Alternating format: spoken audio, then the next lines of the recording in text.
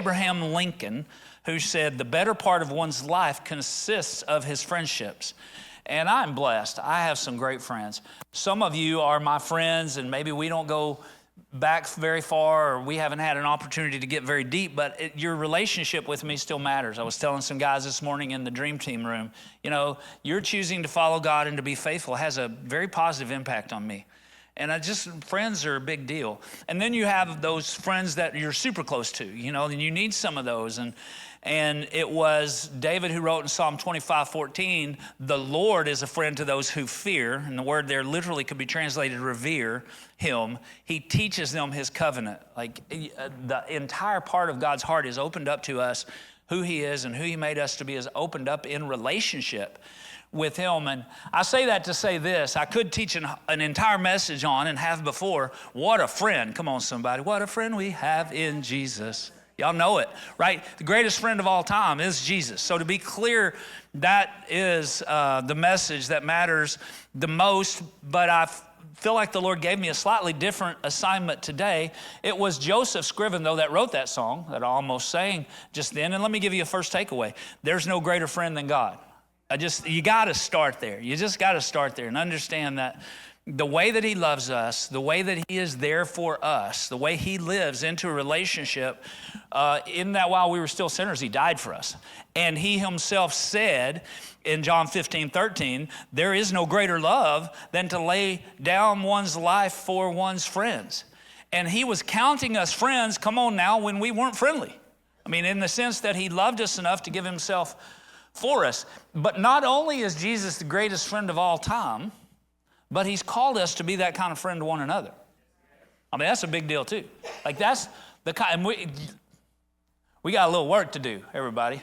I mean, y'all friendly, you know, but there's always a place where we could be more like Jesus in the way we relate to one another. Back to John 15, again, this time verse 12, which is just before what he said about greater love has no man. He said this is my commandment, love each other in the same way I loved you.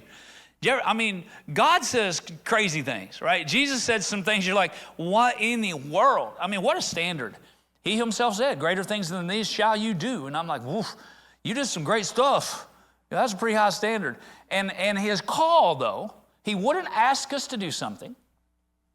He wouldn't call us to do something he's not going to empower us to do. Right. And he said, this is actually my commandment, that you love each other the same way I loved you. All right, so... And get this, he loves us even when we don't love him. Okay, but I'm not going to stay here. I'm just running through this right quick. And I said last week we were talking about lasting redemption and how to live into that great gift that God gives long term. And I said you got to get yourself some godly friends. Now we need to be friends to folk that don't know God. And we are. I mean, you, just like me, love some people who aren't walking with Jesus. It doesn't make me not love them or care about them or want to be their friend by any means. And it shouldn't. Certainly didn't. Jesus, he was known as a friend of sinners.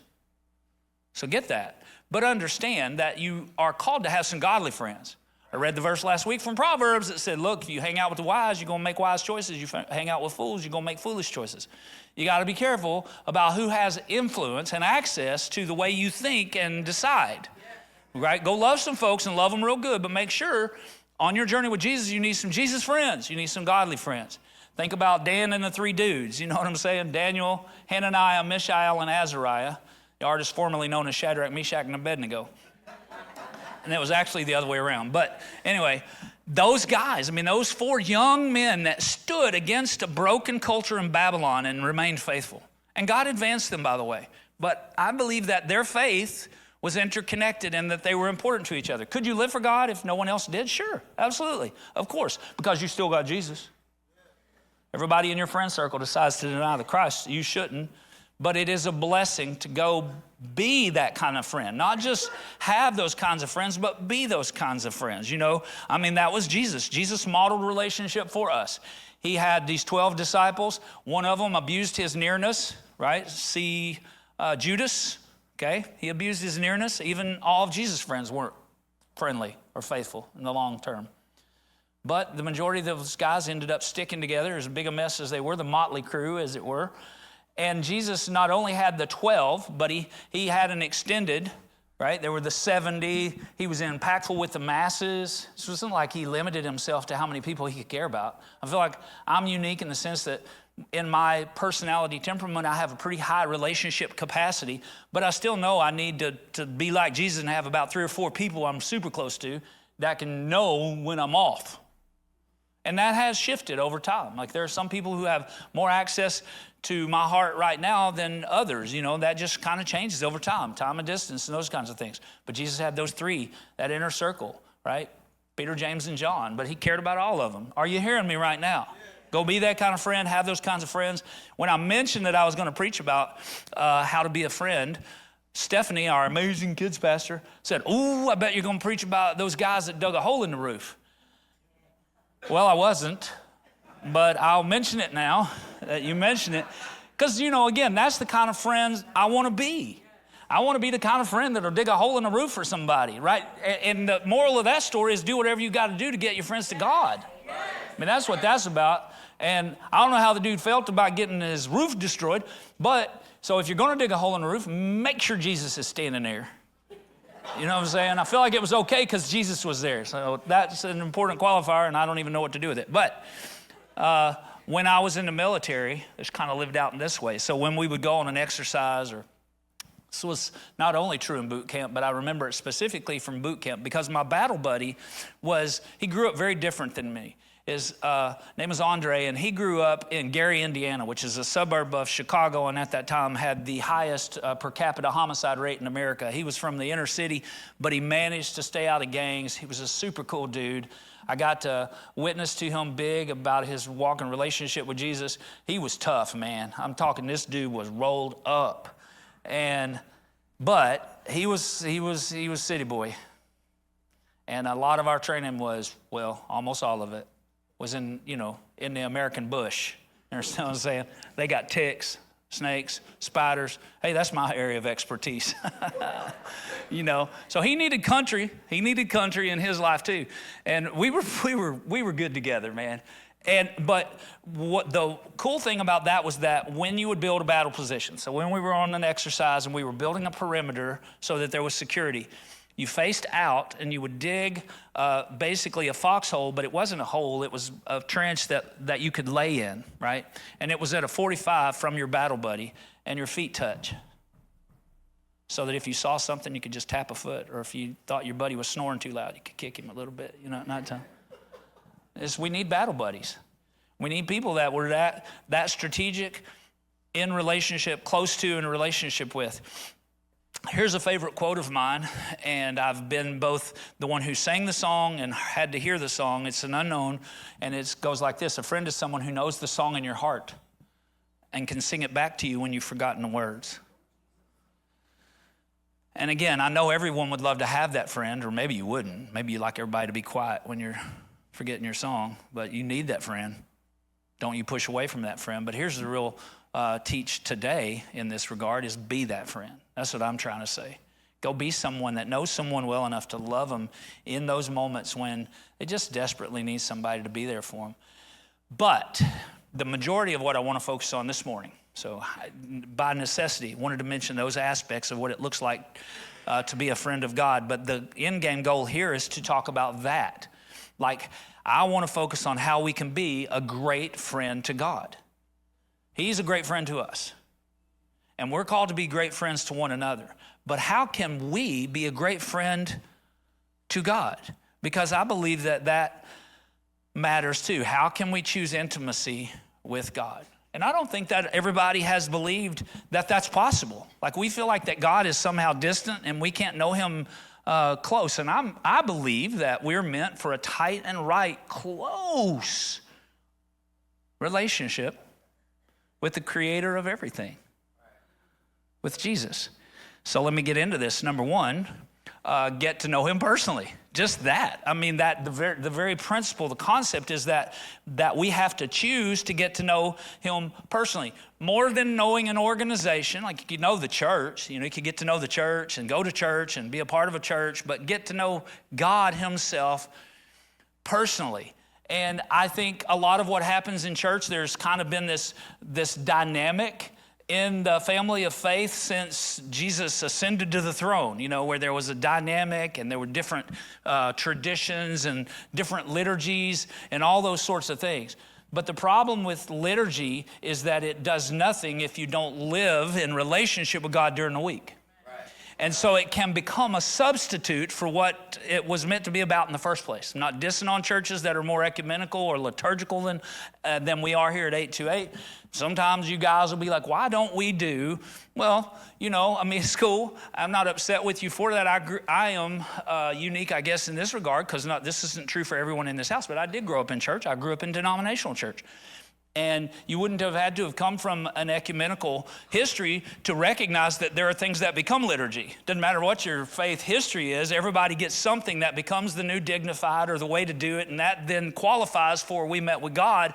But only one thing qualifies for meeting with God, and that's meeting with God. Now, all that other stuff can set that up. I love my wife. I'll tell you, when we first got married, I didn't know her. I thought I did. So there was a lot of adjusting there. We didn't, I feel all of that. We didn't have any premarital counseling. And I remember one very specific day. This happened more than once, but one day just really stands out to me. Like, she was mad at me, it happened more regularly than I would have hoped. But I realized I'm literally sitting against the wall. Like, I was trying to convince her that I would never intentionally make you mad. I'm never trying to hurt your feelings. I clearly did not know what I'm doing. And none of that's gaining me any ground. And I'm sitting against the wall in our little tiny house. And I remember saying to God, I do not know her. I know her name. I got that. I know her name. And I felt like almost this chill.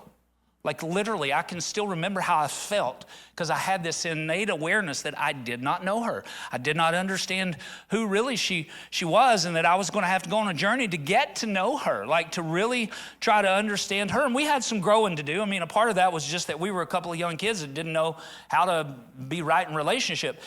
We had a wedding, though, which is good. I'm for it, by the way. But you could have a wedding every week.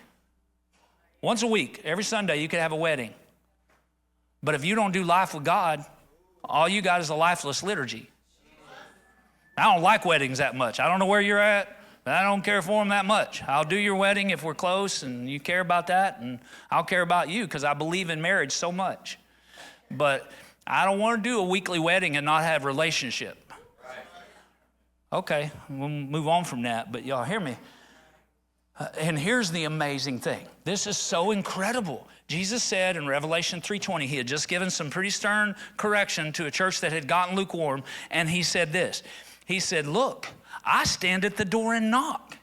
If you hear my voice and open the door, I will come in and we will share a meal together as friends.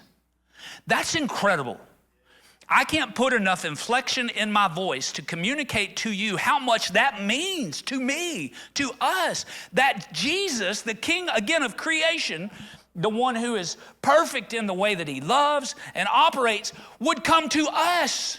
Like, he's not sitting on a throne somewhere saying, hey, I'm here if you need me. I'm God. I'm not coming to you. But that he cares enough about us that he would initiate. Here's that takeaway. How incredible that God would take the initiative to be in personal relationship with each of us. Each one of us. And consistently he comes. When we go missing,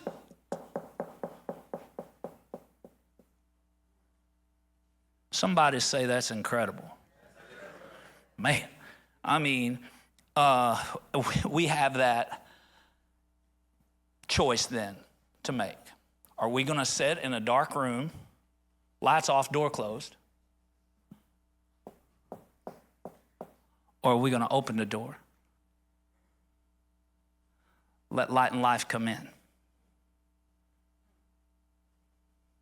That's a choice. That's our choice, because he was gracious enough to make it possible for us. And I would say open the door and leave it open. That would be my thing. Like, the door's always open to Jesus.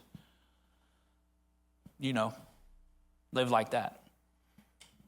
Moses operated like that. When the children of Israel came out of Exodus, if you don't remember, Moses operated in a sense like Christ. He was a deliverer that God had sent, and God gave him some instruction. Moses, in Exodus 33, 7 through 11, the word says that he would, whenever they would set up camp, he would go set up a tent of meeting outside the camp. And I think there's something important about that in the sense that he made sure that he made a space. God had called him to make a space outside of all the crazy so he could be intimately connected. Do you see that, how important that is? Hence the Coffee with Jesus shirts. Again, the joke there is that I have coffee with Jesus. I get a cup for him. I get a cup for me. He doesn't drink coffee. I don't know if you knew that. So I get to have both cups, but it's the conversation that the coffee's about. So I hope that's not offensive to you. It's just tongue in cheek. The point is that we need to spend time with Jesus. It's not about the coffee. It's about the conversation that we get to have with God. I don't care if you have tea or you just drink a glass of water. You need to make a tent of meeting. Right. Have a place where you stop and connect with God. And in the case of Moses, the word says when he would go, everybody would stand outside their tents. They recognized how strategic this was for all of them, that Moses was on his way to meet with God. And then verse 11 says, thus the Lord used to speak to Moses face to face as a man speaks to his friend. When Moses turned again into the camp, his assistant Joshua, the son of Nun, who had followed him there, a young man, would not depart from the tent. I want to be like Joshua. And the cool thing is that that's possible now because the tent of meeting is now right here. This heart we have is the tent of meeting. Christy likes to say that we can sit on the door or the steps of our heart with God. We can just sit right there with him and we can have communion and fellowship and friendship. It's incredible. Choose to get to know him personally. Dig into his word. Spend time with him, talking to him. And when you do, number 2, learn and live his nature and character. I think if you really want to have a deep relationship and if you want to be a good friend, like a friend is someone who doesn't only get to know you personally. I just want to give you all a little heads up. Karen and I dated for 2.5 years. It wasn't like I didn't know her personally. What I had not yet discovered was her really where she was, what her nature, some of her character attributes, and how that we were going to put them together to be great friends, to be husband and wife for a really long time. And thank the Lord I can testify. You know, at this point I could rep her heart. I can generally predict with great and high percentage what she's going to think, how she's going to act and react in certain situations because and she's the same for me. And if I'm a little off, she knows it. Because she knows my nature. She knows my character. If I'm in character or out of character, she can see that. And that's not just true of her. That's true of a lot of my close friends. And it's something, when you think about nature and character, that reps the heart of God. It's that the nature is who he is. Like this is just who he is as God. That's his nature. And the character are those attributes that make that so. So those are those things. That's how because of his nature, this is the character he's going to have and how he's going to think and act and react. And we can know that. We're not talking about just likes. Like you could be a friend with someone because you liked the same things and you were mutually beneficial to one another, right? Karen and I are opposites. Personality, temperament-wise, we would hit the scale as incompatible. The reason we're great together is because we have the same values and we serve a loving God. I think without that loving God, we'd be toast. And I want to have his values. I don't expect God to move for me. I need to move for him. To be a great friend to God, I need to understand his nature and character and not only learn it, but live it. Adopt his nature, adopt his character. I don't know how I can know it. Romans 1:20, Paul said, for ever since the world was created, people have seen the earth and sky. Through everything God made, they can clearly see his invisible qualities, his eternal power and divine nature. So they have no excuse for not knowing God. I mean, God made himself obvious for us. We can see so much about his nature and his character and how he has done business since the beginning. Yes, they knew God. They did. But they wouldn't worship him as God or even give thanks. And they began to think up foolish ideas of what God was like. As a result, their minds became dark and confused. See our world. That's where this brokenness comes from. It's not learning and then living the nature and character of God. It was Mahatma Gandhi who was obviously off base on many things, but he was right about this. He said, look, I like your Christ, but not your Christians. They're not very much like Christ. When you think about his nature, I'll give you for example, God is a God of life. He is the creator of life. As the song said, we sang a minute ago, before I breathed my first breath, he loved me. He had a plan and a purpose for me. And so regardless of what might have caused conception of an unborn baby, it's a miracle from God. And God doesn't make mistakes, so he doesn't abort. That's his nature. You understand what I'm saying? Like, you don't have to go far. Now, you can read the word and it's in the word, but if you want to understand how God sees life, if that child has Down syndrome, God's going to love them and they're going to have a beautiful life together with God. He doesn't make mistakes. You hear what I'm saying? Like, that's his nature. He's a God of life. Karen and I's first pregnancy, she had a miscarriage. And we're going to meet her one day. Could be a boy, but I think it's a girl. And we're going to meet her one day. His nature and his character. Do you hear me? That lives for me completely outside of any temporal consideration about what everyone in this world thinks. I just know that we need to know who God is. He's a God of justice, but he's also a God of grace and mercy. Come on. Whew. Thank you, Lord Jesus. Hence the reason he had to send his son to die. Because that's who he is. And it helps us know who we're made to be and how to be a friend to him. His character is incredible. Like, he is so consistent. God's integrity is unmatched. He is always who he is, all the time. God is always who he is, all the time. And he has this unbelievable capacity and compassion and yet unreal humility. The humility of God is amazing. You want to be a great friend of God? Learn and live his nature and character. Go on a journey to understand who he is, who he really is. Number 3, do his will. I kind of wanted to just skip over that this week because honestly, our next series here at 828 Church, which is going to be called Perspectives, is about seeing things the way God sees them and living into that. But you can't preach this and not say what he said. John 15, still there, verses 14 and 15 this time. He said, you're my friends if you do what I command you. No longer do I call you servants, for the servant doesn't know what his master is doing. But I've called you friends. For all that I heard from the Father, I've made known to you. In other words, he's saying, look, I'm giving you everything I have. That's what Peter was talking about when Peter said, everything we need, right, for the God life we find in relationship with Jesus. His divine nature has given us everything we need. That's what Peter said for living a godly life. He gifted it to us as friends. Like, that's not a boss-employee relationship. That is a son and daughter. That is a connected in family. That is a friend gift. You understand what I'm saying? That God would empower us to be who he made us to be and would equip us to be able to do his will. That is because of a friend relationship. And what he's saying here, I just want to be clear about this, I don't believe is a condition. I don't believe he's saying, you're my friends if you do what I say as a condition. I believe it's a commentary. In other words, he's saying someone who is my friend would do what I say. Right. That's how that would work. Like, you can say, I could say I'm a faithful husband, but if I'm not being faithful to Karen, I'm not being a faithful husband. I mean, that's just, she's not saying, well, you're not faithful if you're not faithful to me. That's not a condition, it's a fact. Help us, Lord. Another takeaway for us is this: a friend's judgments and decisions line up with God's word. An enemy's doesn't. Whew. I know this is hard preaching, y'all. I feel it too. I feel it. But it's real, and we get to be a great friend to God. James 4:4, James, the brother of Jesus, said, you adulterous people. That's strong. Do you not know that friendship with the world is enmity with God? Therefore, whoever wishes to be a friend of the world makes himself an enemy of God. You don't get to pick neutral. You don't get to play both sides. Again, sorry for the poor setup for that metaphor, but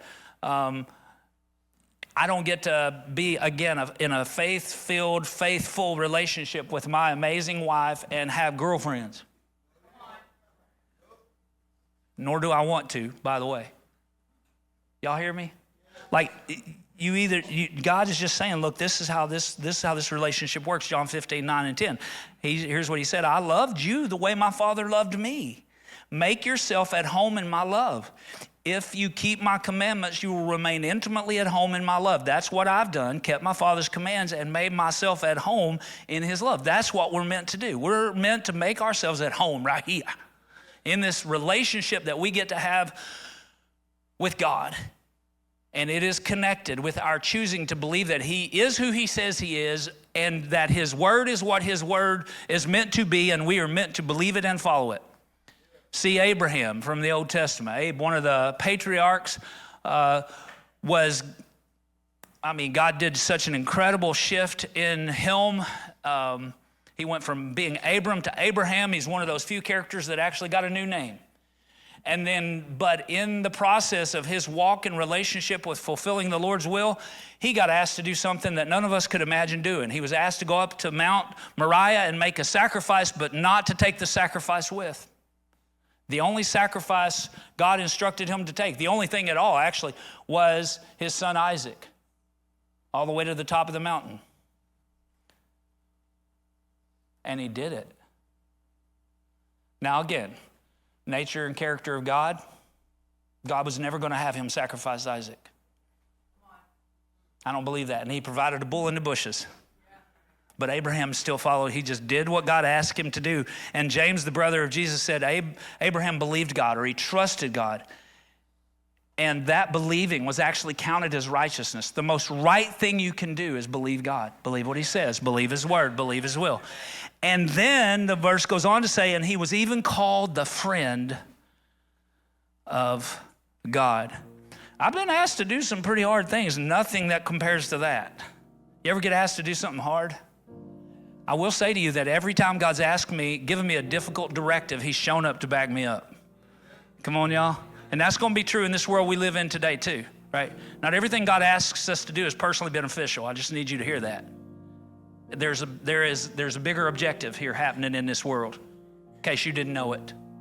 If the only causes you care about are personally beneficial, you don't really care about God. Where'd that come from? Help us, Lord. So when I was 20 years old, I already had a couple of years of college behind me, but I was running out of dough. So I decided to join the Army and get the college fund working, you know? And I was a homeboy. I didn't want to go anywhere, which is ironic for as much as I travel in my adult life. But at the time, man, my goal was to have a mobile home on the end of my mom and dad's 2.5 acres and never leave the county I grew up in. I would have been content. But I felt like I was really trying to be obedient to God, and I felt like he called me to join the military and pay for my college that way. And when I got to boot camp, I decided I made a mistake. When I got to the reception station, all the troops hadn't come in. It was on a holiday weekend, and so we're going to have to wait till Monday for half the troops to get there. It was an extended stay in the reception station. I had already gotten my hair cut off. I was wearing my Class A's, and I remember having my lid on, and I went to one of the sergeants at the reception station. I said, man, I made a mistake. I think I wasn't really supposed to join, and I feel like I need to go home. And I remember him, he was a Hispanic guy, and he said, yeah, they're not going to let you do that.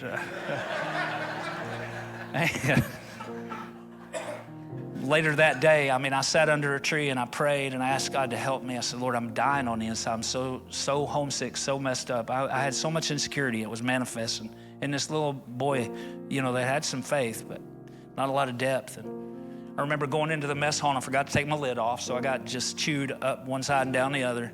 I'm sitting at this table alone, which would never happen during boot camp. But again, there were just not many guys. The timing of this seemed terrible, but now I know it was divine.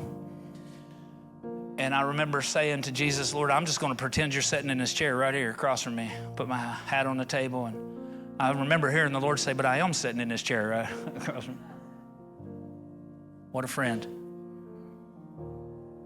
Everywhere, all the time, for everyone. And Then a couple of days came, and the rest of the troops got there, 130-ish troops, and we're going to move out to our different barracks. And we were all in one barrack, but first floor was Alpha, and second was Bravo, and Charlie is on the top, and I was in Alpha. And I mean, we rode in these cattle trailers, and you're just stuffed in like sardines. And when you fall out onto the pavement, they're just like, I mean, in your face, man. And people dropping stuff and freaking out. And one dude had a small box of Tide in his duffel bag, and it busted everywhere. It went everywhere. And they were trying to make him pick it up one granule at a time. And man, and then we finally get into the barracks, and I'm just like,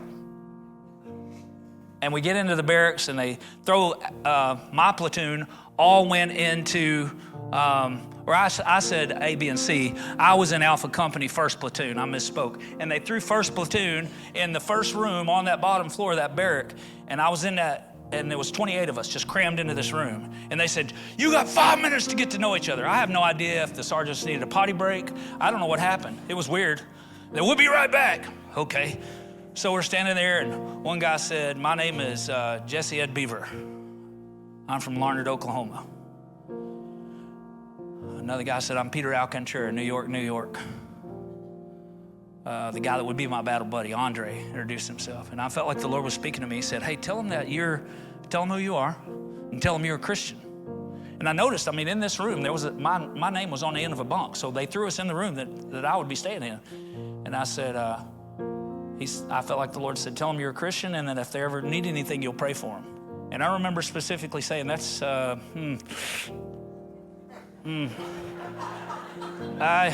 feel like we're going to need to wait. But this dude still got detergent on his boot, and he's busy. And but some point I'll get to that. And the Lord was on me. You said, when we were sitting you said, whatever, as long as I'd be with you, you do whatever I ask you to do. All right. So I said, I'm PFC Ron Barnard. I had 60 hours of college, so I went in with a little bit of rank. I'm PFC Ron Barnard. I'm from Enola, Arkansas, and I noticed this is my bunk right here. I want you guys to know I'm a Christian. If you ever need anything, I'll be happy to pray with you, whatever. I did it. Okay. Good. Okay, we got that done. And then this one guy goes, he's not going to make it. And then nervously, they all just started to kind of laugh. They just all laughed at me. And I remember going internally, see, that was great. I try to tell you about that. Nobody's going to listen. And that's, let's do that again sometime. And then over the next 3 months, I'll tell you this story someday. Again, not today, but I'll tell you these stories someday. What happened in the next 3 months was just unreal. Many of those guys came to Jesus at my bunk. Many of them. All of them at one point or another were there for prayer. At some point, I'm marching the entire platoon to church every Sunday, making up my own cadence. You understand what I'm saying? I'll give you a takeaway. Many of the times God has most obviously shown up were when I was obedient to a difficult directive. Listen, I'm right here on planet Earth with you in 2024. I get it. Even in the church, some of what God has called us to and created us for is not popular. Whoop-de-doo. I want to be a friend of this God that loves me so much. I want to be a great friend. Come on, worship team. Lastly, so get to know him personally, learn and live his nature and character, do his will. I know it's not always easy, but do his will. And really, I need to say this. Just do your best. Nobody's going to be perfect in the execution of his will. It's the heart that matters. He looks at the heart. We're gonna mess this up, okay? But it can't be rebellion or justification. Do your best and leave the rest to God. All right. And then lastly, you want to be a great friend to God? Love his kids. Love his kids. Listen, I love getting to know everybody I can get to know. I have a pretty high friend and relationship capacity. But if you want to be a close friend to me, I give you a cheat code. Love my kids. I mean, that gets my attention. And you don't need to be my friend. I ain't that great anyway. There's a lot greater people in this house. But I'm just saying to you, when somebody loves my kids, I'm moved by that. That means when they love Isaac or Jacob or our daughter-in-laws, boy, and then you start loving on them grandbabies, or you help us love McKinley.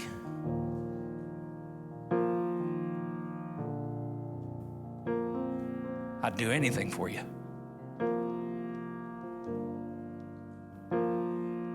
See the Father. Love my kids. He said, this is my commandment. These things I command you so that you will love one another. Love me the most when you love on my peeps. And that was Jesus too. Jesus told a parable of a king who was speaking to those on the left and those on the right. And he said to those on his right, he said, enter in, come close. He said, because when I was hungry, you fed me. When I was thirsty, you gave me a drink. When I was a stranger, you took me in. When I was sick, you cared for me. And they said, when did we do that? And he said, when you did it to one of the least of these, my brothers and sisters, you're doing it to me.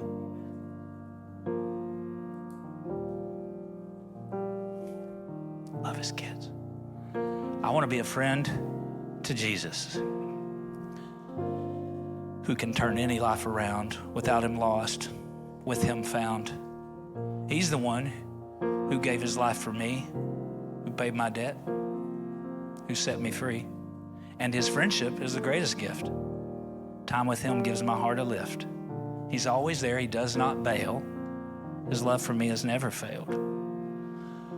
So here and now, with dedication, my life for him, my declaration, up close and personal is where I'll live. All for him, my best I'll give. His thoughts, my thoughts. His cause, my cause. All for his glory, not man's applause. And when I'm done with this earthly montage, I hope to be known as a friend of God.